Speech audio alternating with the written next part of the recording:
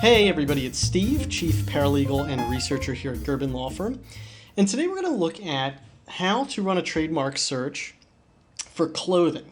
Just as an overview, the government breaks all products and services down into 45 different classes. So what we're going to do today, these are called international classes, is look at the ones that are really applicable to clothing. As a quick disclaimer, I'm going to point out some of the classes that I would recommend looking heavily in, but trademark searches are inherently subjective. They have to be reviewed by an examining attorney, and they may reject it for some reason that we just can't predict. So while I am going to point out some classes, know that just because your trademark search clears those particular classes doesn't guarantee it to be registered. Okay, so this is the Trademark ID Manual, and I will include links to this in the comments section below. And what you can do is put in the product or service that you're looking for, and boom, we will see all these different classes. Now, the main one for clothing is 025, as you can see here, clothing for a slew of different things. One other class that we absolutely want to look at would be 035. 035 is retail store services, and as you can see here, we've got retail clothing boutiques, retail clothing stores. So if you have a trademark of a similar name that's simply registered in 35 and you're trying to register in 25, it will still get rejected.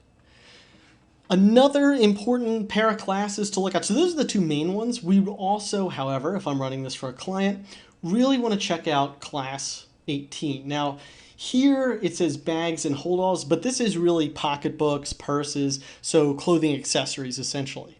That's also why we would want to check out class 14, jewelry, accessories, and class 9, which will be like protective clothing, as you can see here, work garments.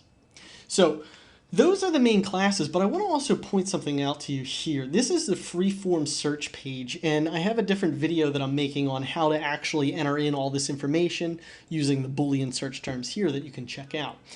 But for now, I want to show you why this, even if you've entered in clothing and you've got all these classes here, is not a dependable system. I came across this running a search recently. So let's imagine we are attempting to register something that has to do with barn for clothing. So here we would go in and we would enter barn. This is, actually we could put in MI for mark index. Then we would say live. We want it to be live.